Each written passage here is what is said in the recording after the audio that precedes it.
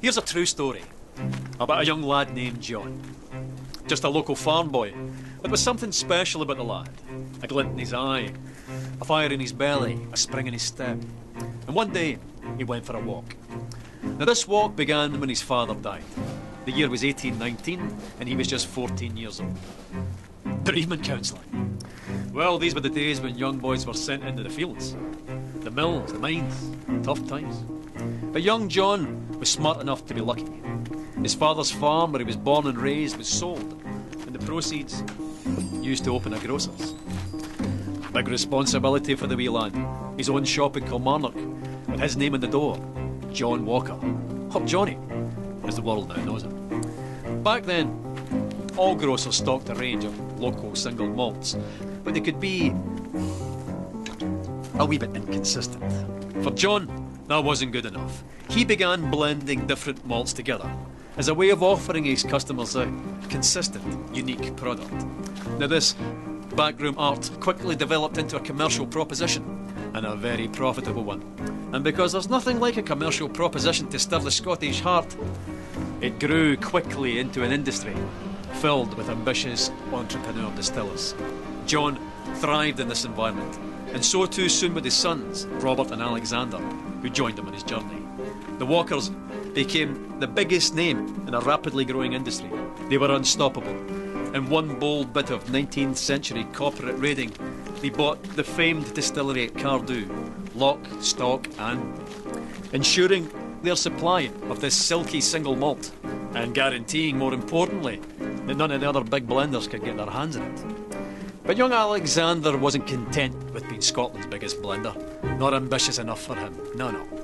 He convinced the ship's captains of Glasgow to act as agents for him, and drove the whisky bearing his father's name across the globe. By 1860, he had developed the square bottle.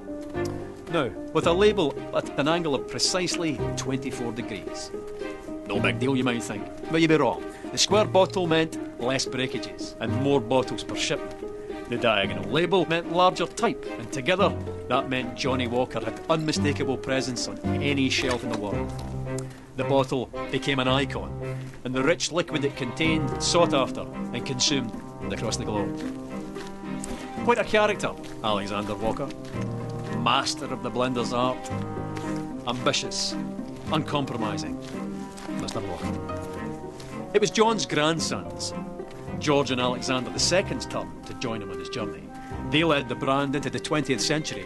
By 1909, they had developed the iconic red label and black label, and persuaded Tom Brown, the best young illustrator of the day, to sketch a striding man in a napkin during a business lunch.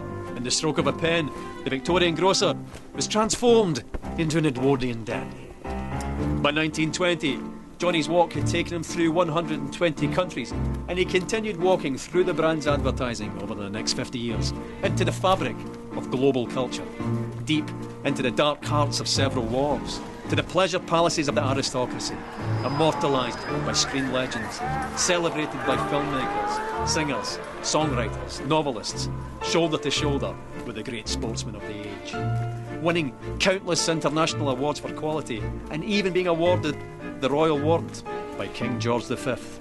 No going back after that. Not that going back would even have occurred to Johnny or any of his family. By the end of the 20th century, the familiar red label and black label were joined by the green label, the gold label, and the grandest of them all, Johnnie Walker Blue Label.